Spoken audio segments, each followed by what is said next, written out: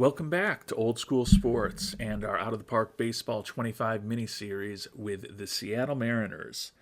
And thanks to those of you who shared some thoughts on what we should think about doing in the draft. And as we head towards the trade deadline here in this 2025 season, the draft was a prominent topic in the comments, and we are going to go with the consensus here. We started the draft right before the end of our last episode, and Why Me 943 and Not My Four Ply kind of agreed with me that Cam Caminiti is probably the way to go. Dark Hosis, who I believe is the poster previously known as Dralix, also noted that Caminiti is also a two-way player. To me, he looks like he's probably a fourth outfielder if he fully develops, but still does add to his value without a doubt as a potentially very interesting left-handed starting pitcher. He also does happen to be who our scout recommends that we take here. So we are going to go ahead and bring Caminiti on board here in the first round with the 25th pick overall. And we'll continue with the rest of the draft after we do a couple other housekeeping items. The next housekeeping item relates to some comments from Fake Name and Lore Pore in the previous episode as well. Kind of just questioning why we don't have a stopper, and more specifically why we're not using Matt Brash as a stopper. I noted in the last episode that he had been a disaster when we were using him as a starter this year with a 7.24 ERA, but he has been excellent since then in relief with a 1.11 ERA over those 16 games that he's pitched. My concern with him is that he walks a lot of batters, and you can see he's walked 21 batters in 35 innings pitched this year, despite the fact that his numbers are 38 innings pitched this year, despite the fact that his overall numbers are pretty solid right now. When I think about the stopper role, there's a few things that I'd like. I'd prefer somebody with 35 or better stamina, which Brash does have. I'd prefer someone who is durable or an Iron Man as far as their injury proneness, which Brash is not. And then it's obviously also got to be a pitcher who I love their profile. And clearly Brash has electric stuff. I don't love that below average control. He's walked 98 batters over 194 and 2/3 innings in his career. I kind of noted in the comments that I'm not a Mariners fan. I don't know if I've ever actually seen Matt Brash pitch. The only way I would have, if it happened to be a game when he was pitching against the Yankees, is probably the only way I would have watched him pitch. So I know he's got really good stuff from this game, but he's not someone that I am emotionally involved in. And I just look at that below average control, and it makes me a little concerned about using him in the stopper role. The other guy I've been considering for the stopper role, because I do think about it every time I look at this team, is Gabe Spire, the left-hander. His stamina is a little light. I do like his very consistent profile. He's above average at everything. Another guy who's not durable or an Iron Man as far as his injury proneness. But over the course of his career, he's certainly been a well above average pitcher in terms of his ERA plus, and also on the positive side of the ledger in terms of his FIP minus. But I don't love either of these guys getting potentially twice as many innings as any of our other relievers do. So I'm not quite ready to move one into the stopper role. But if I were to do it, it probably would be Brash or Spire. Santos, I really like the profile. Another guy who's above average in everything, a little light on the stamina and only normal injury proneness. He just hasn't been as good this year with that 4.61 ERA. Granted, his Sierra is better. He's another guy that I think I could consider for that role. But like I said, out of Santos, Spire, and Brash, I like all three of them. I think they're in some order, second, third, and fourth best relievers in this pen, other than Munoz. But I don't love one of them enough to put him into the stopper role right now. Might regret it going forward, but that's kind of where I am at this point. And speaking of where I am at this point, if you've been looking carefully at this screen, you'll note that we made a trade, and we actually have made two trades since our last episode, even though we haven't moved forward. We've brought Lance McCullers Jr. on board. He was on the trade block from Houston. He's having a brutal season, but looking at his profile and what he's done over the course of his career, we eventually got to the point where it was just kind of an offer we couldn't refuse from the Astros to bring him on board.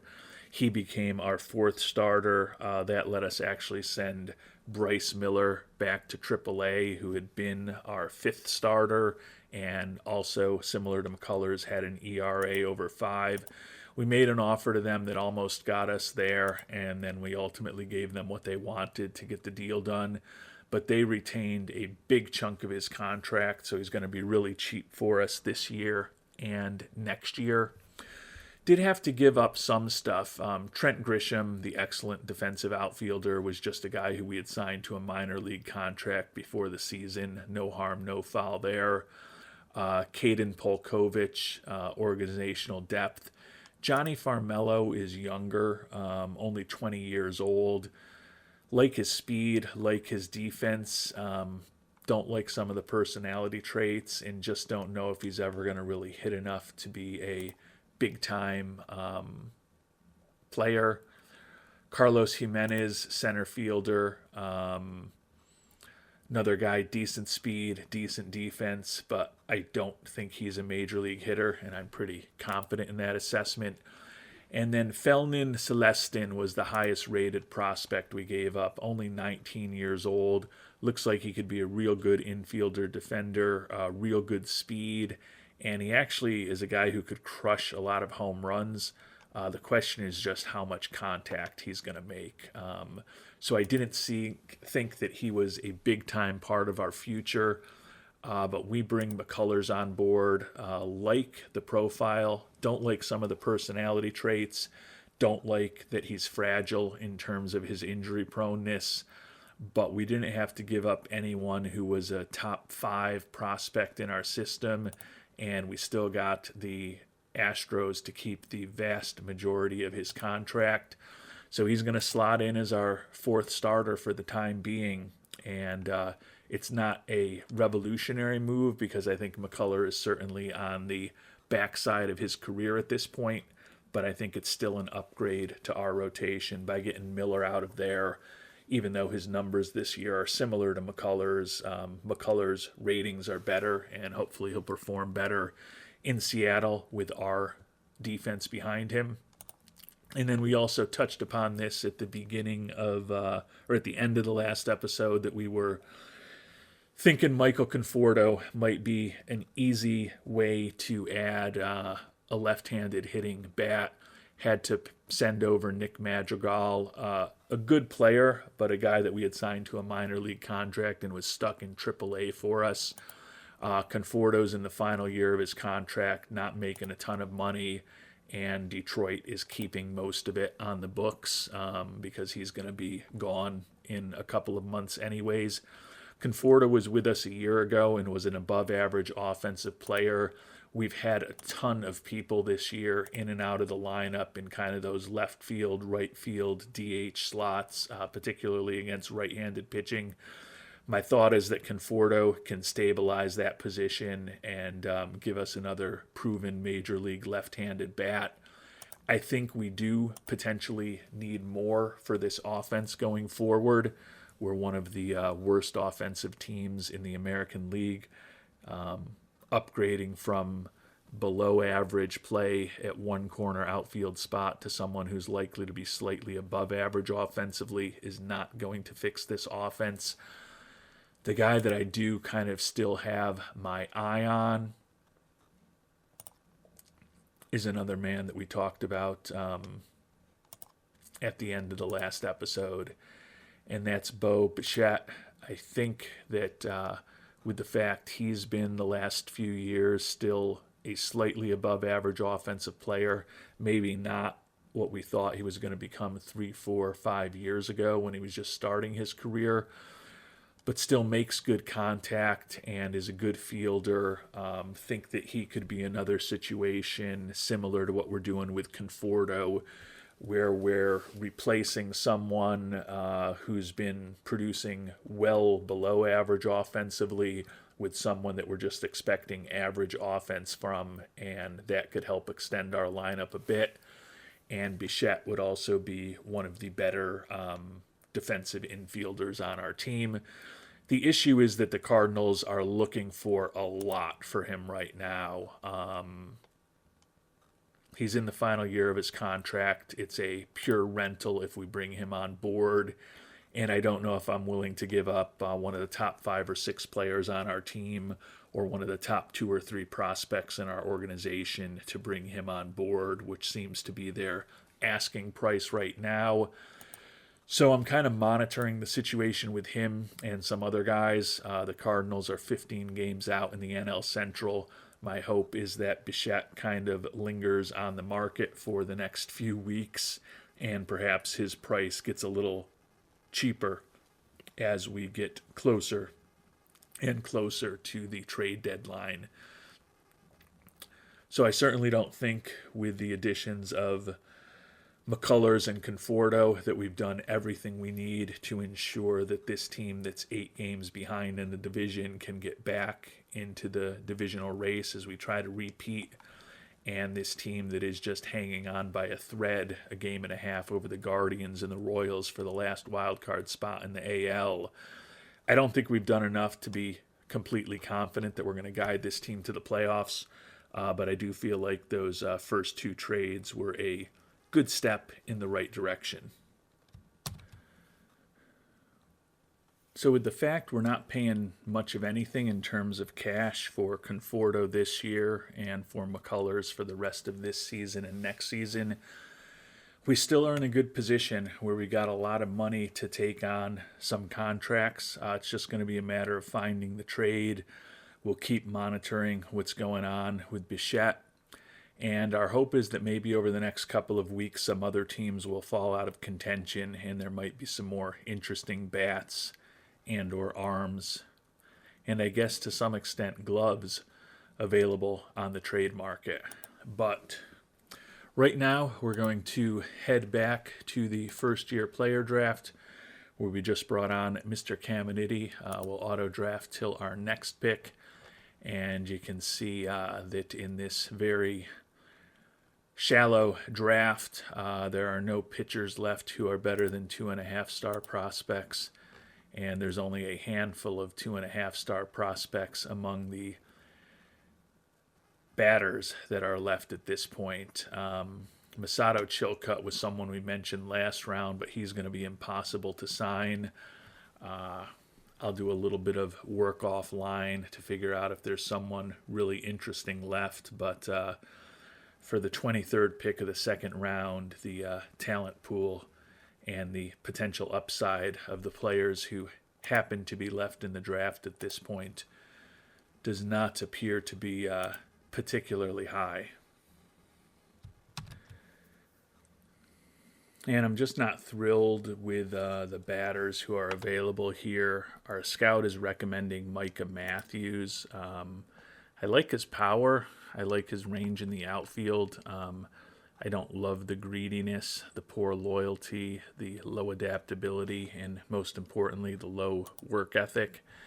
And of the 5 top players left, 4 of the 5 have low work ethics. And the one who doesn't, Chilcutt, is looking for an insane amount of money to sign. So none of them are all that attractive to me. I'm actually intrigued by the starting pitching prospect, Landon Harmon. Looks like someone who could have a 2 to 4 pitch arsenal, so if the change in curve develop, he could certainly be a starter. Does have high leadership, work ethic, and intelligence, the three categories I generally care about the most. Could have plus stuff, average movement, slightly below average control. Not a perfect prospect, but he is, of the pitchers who are available, the one that I like the most. So we are going to go ahead and pick him up here in the second round. Recommendation for the third round is Tyler Wood, right fielder. Got a little bit of pop in his bat. And Chilcutt is still available, but there's actually a guy who I had looked at last round that I didn't mention, that I wasn't ready to take then, but I think I am going to take here in the third round, and that's the shortstop Carson Brumbaugh. Another potential two-way player, decent defensively. The bat is going to be borderline, major league quality, but if he's got 60 range and 60 error, he could definitely play a middle infield position, maybe end up being a utility guy. And he does potentially have value as a right-handed pitcher. Not sure if he's ever going to develop to be major league quality in either area. But he does have enough stamina and enough potential pitches that he could be a back of the rotation starter, or perhaps a, best case scenario, he could be a starting infielder, but utility infielder / fifth starter or right-handed reliever is probably more realistic. Don't know that he's going to develop enough on either front, but you always like the optionality of the two-way guys, or at least I do. So we're going to go ahead and draft Carson Brumbaugh here in the third round.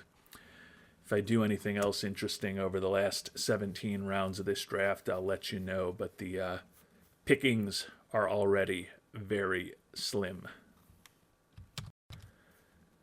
And I should note, some of you have been probably yelling this at me, this is actually the fourth round. We had given up our third round pick for Juan Soto, so we just completed our fourth round selection.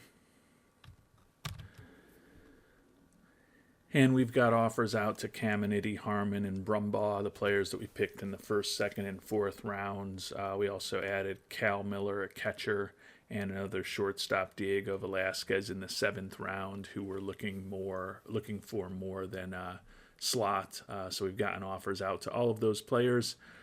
So now it's time to start moving forward, see if hopefully with the additions of McCullers Jr. and Conforto, we may play a little better going forward than we have over the last 2 or 3 weeks. And then hope that some interesting options open up for us as we get closer to the trade deadline. And we're definitely still limping into the All-Star break. We took 2 out of 3 home against Atlanta, and then sadly went and lost 2 out of 3 to the A's of all teams before getting to the All-Star break. So we're only 49-47 here at the All-Star break. 9 games behind the Rangers, who continue to play great baseball. And we're now in a flat-footed tie with the Guardians for the third and final wild card in the American League. J-Rod, a year after leading the league in batter war and winning his first MVP, second in batter war here at the All-Star break. Logan Gilbert and Brian Wu first and tied for second in wins. Luis Castillo third in the AL in strikeouts, and Castillo is tied for second in pitcher war this season. And taking a look at the American League All-Star team, not a lot of Seattle representation. Luis Castillo 7-7 with a 4.10 ERA. But as we talked about, one of the highest WARs in the American League among pitchers, makes the 4th All-Star team of his career. as a starting pitcher. The only other all-star from the Mariners, not surprisingly, is J-Rod Julio Rodriguez, hitting 308, 20 homers, 71 ribbies, 12 steals, and a 157 WRC plus, which matches what he did a season ago when he was the American League MVP.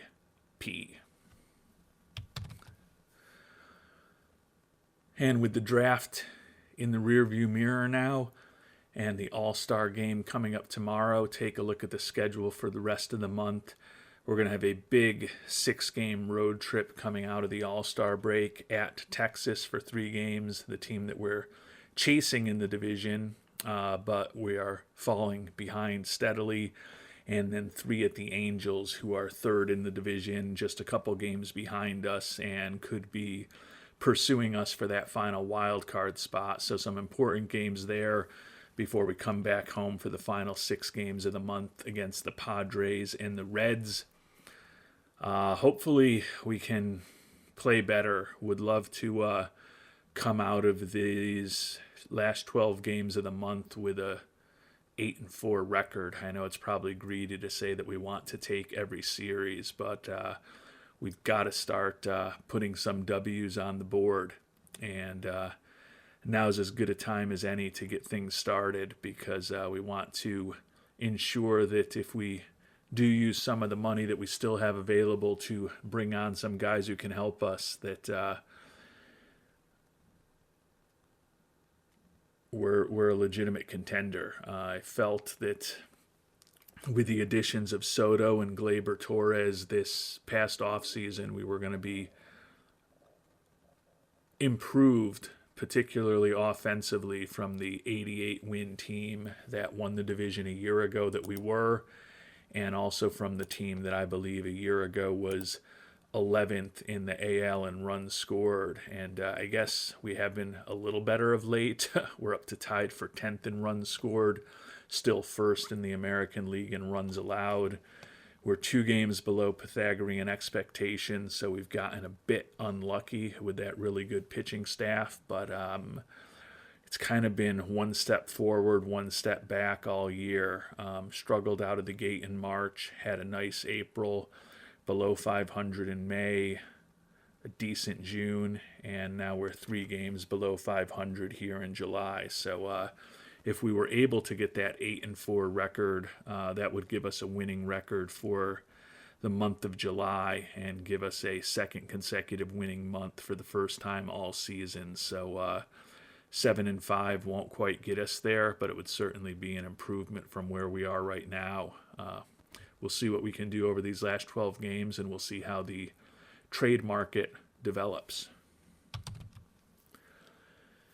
And we've got another mediocre veteran whining about his role on the team. Dylan Moore, hitting 204 this year with a 76 WRC plus.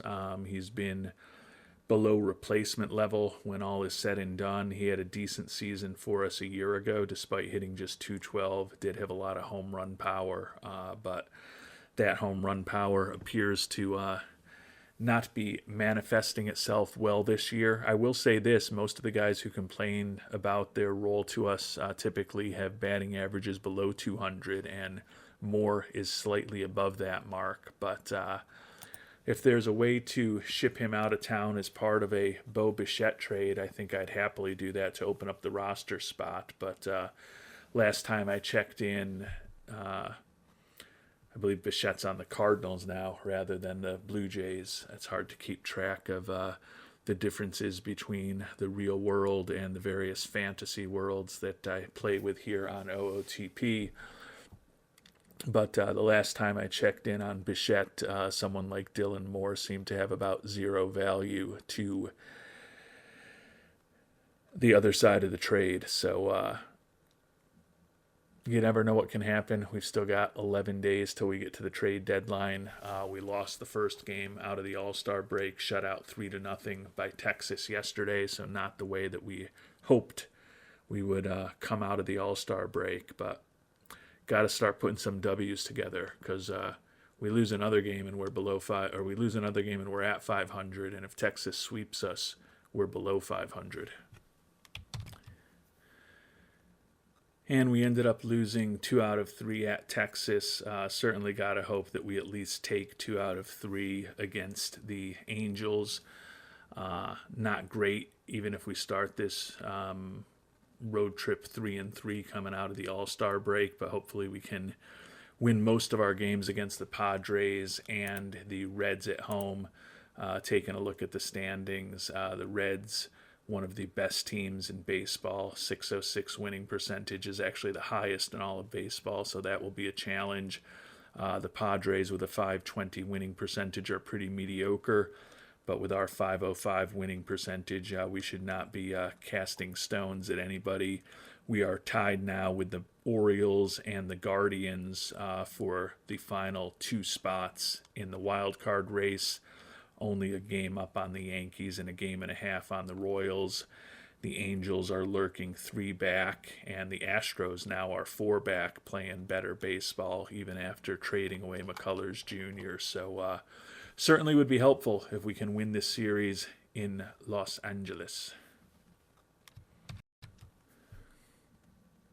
And we did take 2 out of 3 against the Angels before splitting the first 2 at home against San Diego. So we're 4-4 coming out of the All-Star break. So if we're going to get to that 8-4 record, we're going to have to run the table these last 4 games at home, which include 3 games against the Reds, who, as we talked about, are one of the best teams in baseball. So we're sitting here at 53-51 a few days before the trade deadline, 11 behind in the division. The Rangers have just put a stranglehold on the division over the last 3 or 4 weeks.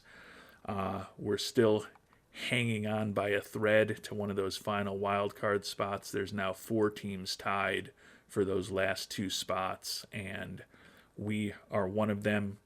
J-Rod leading the American League in batter war, potentially for a 2nd straight year. Gilbert and Wu now tied for the league lead in wins with Shane McClanahan. And Castillo is still 2nd in the American League in pitcher war. But really right now, it's time to figure out what, if anything, we can do with the money that we do have available to take on a contract of a player who can help us. And there are no guarantees we'll get something done. Cardinals have been playing better of late, 51-55, but they're still 13 back, and they're 7 out of the final wild card spot in the NL. So maybe the price on Bichette will be a little less, but for all I know, they've already traded Bichette away, so we'll check in on that stuff now.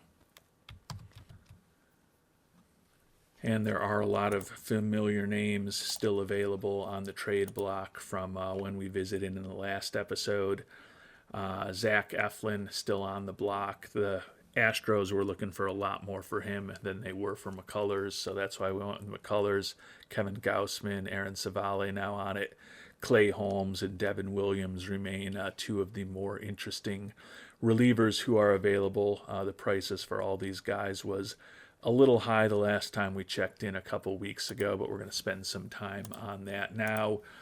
Batter-wise, Bichette still is out there. Brandon Belt, who was with us for part of last season, on the market as well. Don't know that there's any true difference makers, but we're going to spend some time investigating the prices of everyone who's on the trade block, as well as potentially some players who might be able to help us who aren't on the trade block if we want to get really aggressive.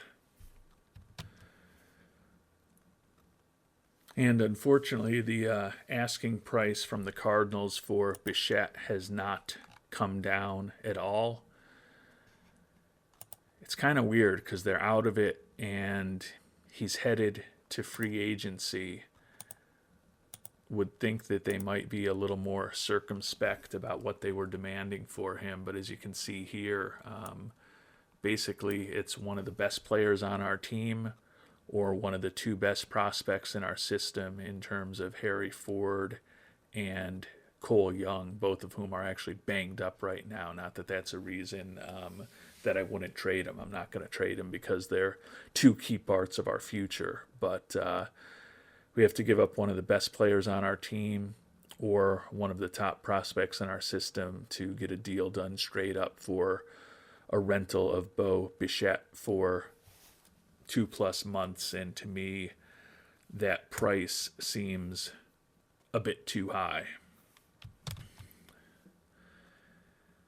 And honestly, the prices for anyone who could be a difference maker remain pretty similar to what they were a week ago and 2.5 weeks ago when we started this episode. So I'm going to sim another couple days, hope that maybe the prices come down a bit, but it's possible it's going to be a very quiet trade deadline for us, which is not optimal, given that I think we'd like to make a move to improve our chances of getting this team back into the playoffs. And although we beat San Diego to take the first series, we've lost 2 in a row to Cincinnati, lost a couple of one-run games in a row. So we're 5-6 post All-Star break. Even if we win today, we're only going to be 500 post the All-Star break. If we lose today, that puts us at a flat-footed 500 record for the season, which interestingly is about where we were a year ago at this time. I think we were 55-55 when we got to August 1st last year, and we still ended up making the playoffs and winning the division. But this team has a little bit of a different feel to it, and despite the big additions we made over the offseason, it's just never felt like things were working the way that they should have.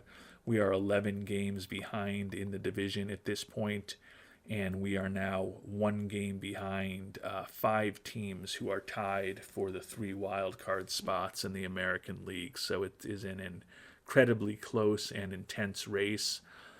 Would love to do something to help move the random number generator in our direction by picking up someone who can help us. It's just the prices have been high.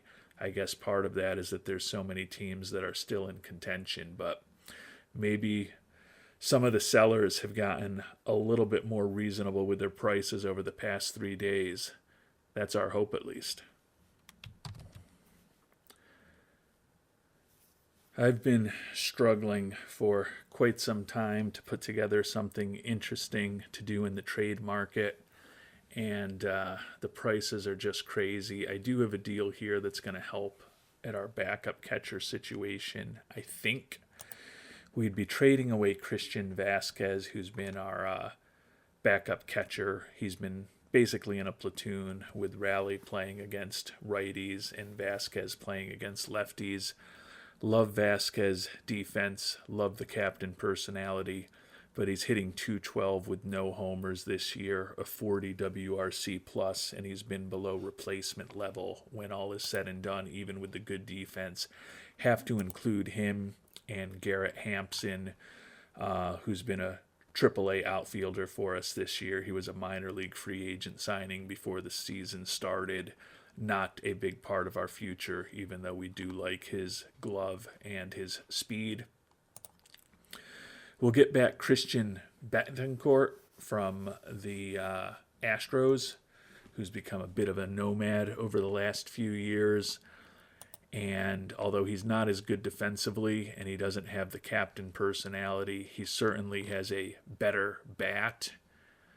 Particularly against left-handed pitching, which is where he'd be playing normally. I think we would have him getting some time behind Raleigh as the backup against right-handed pitching too. We'll get more offense there. He's certainly a better offensive player than Vasquez at this time, so we're going to bring on Betancourt. They're willing to keep most of his contract, and he's actually going to be a free agent after this year, but Vasquez is going to be a free agent after this year, and we've been kind of envisioning Raleigh and Harry Ford as our catchers next year anyways. So we're still not spending a lot of money. We've got the flexibility to take on another contract, and this does make us, in my mind, a little bit better on the margin. I don't love that we're not going to have a captain personality on our team, but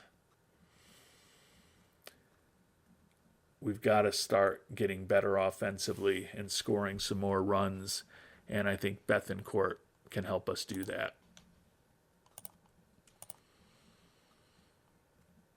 Yeah, still feel like we've got some capable captains in the room, but I'm pretty sure that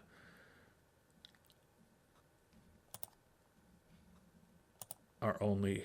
Actually, we do have McCutcheon. Yeah, McCutcheon is on the IL. I guess we do still have technically in the room. We had put McCutcheon on the 60-day IL.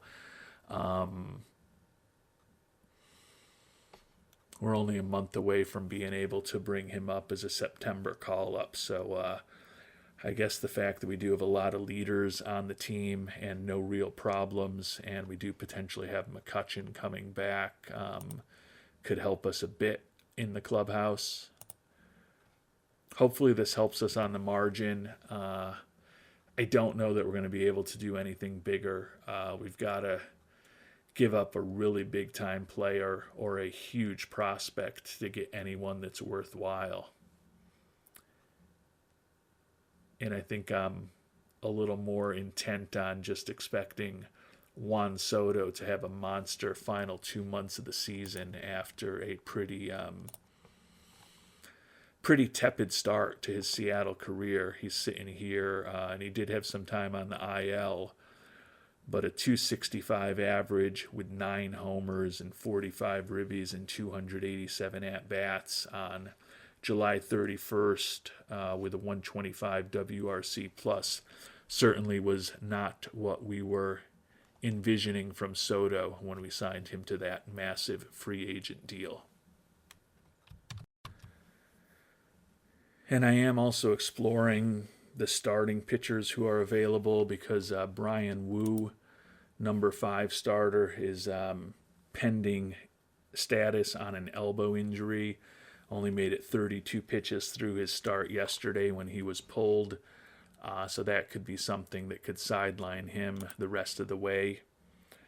We do have Bryce Miller, who we sent down to AAA when we picked up McCullers, who we could somewhat easily bring back if we needed to. But if we can find a bigger time starter, we may have to just bulk up this pitching staff if we're in a situation where the hitters just aren't available.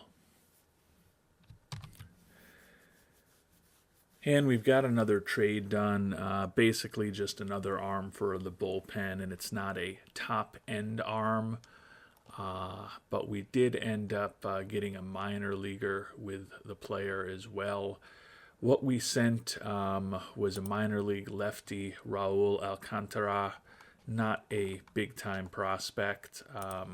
We did include a guy who's been on the major league team this year, Dominic Canzone, the 27-year-old first baseman / outfielder.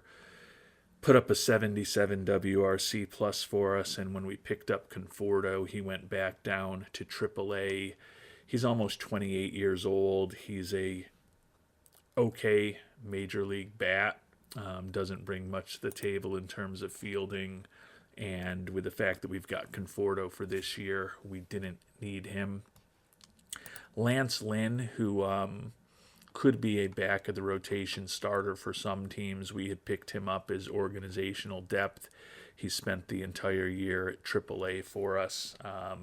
Was not a big part of our future, particularly at his age. And then a minor league lefty, Herrick Hernandez. This is the one that does have some potential. He was a 4th-round pick a year ago, 1-1 with a 3.66 ERA in rookie ball this year.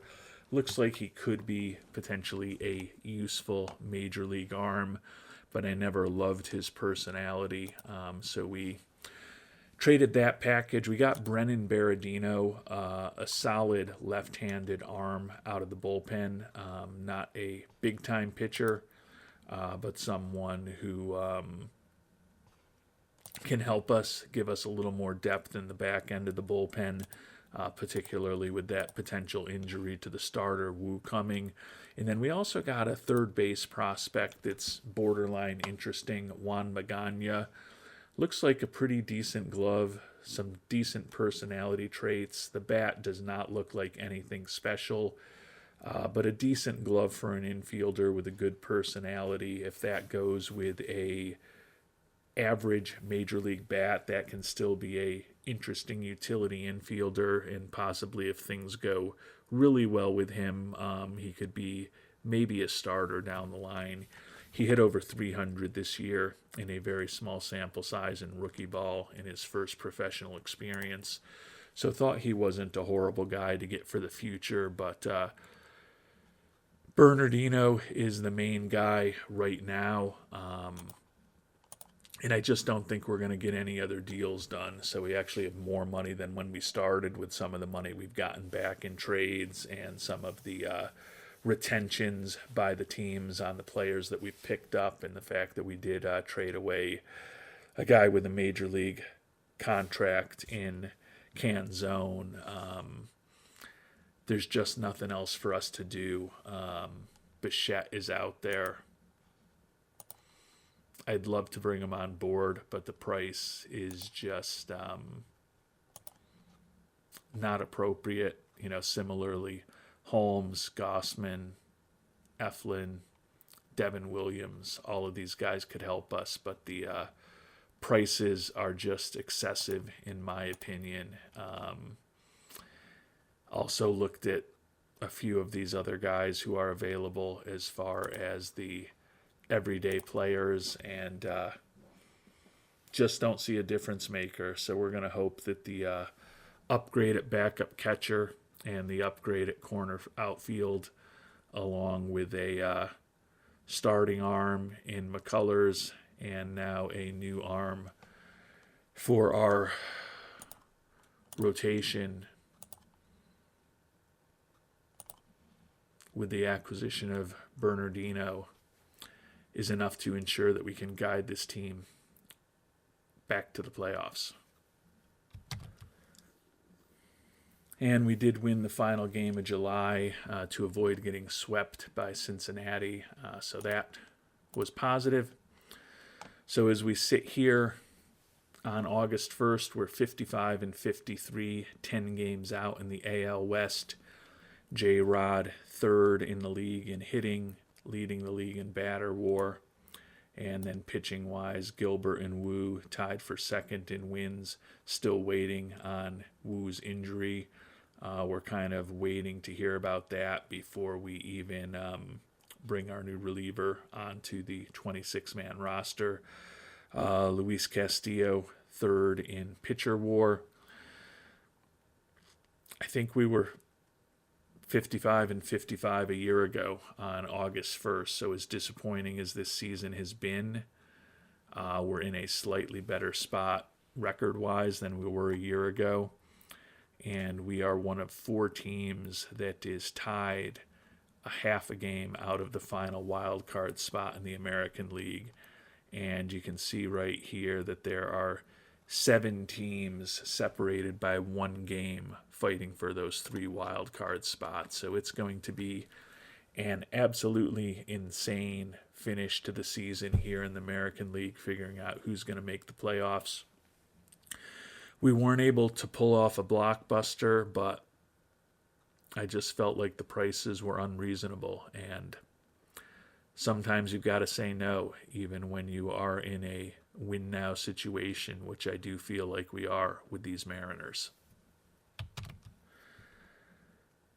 I had a lot of confidence in this team when we put it together. You can see we are at 55-53. We're now 3 games below Pythagorean expectations. Runs scored, we're up to 8th. Still have the best pitching staff in the American League.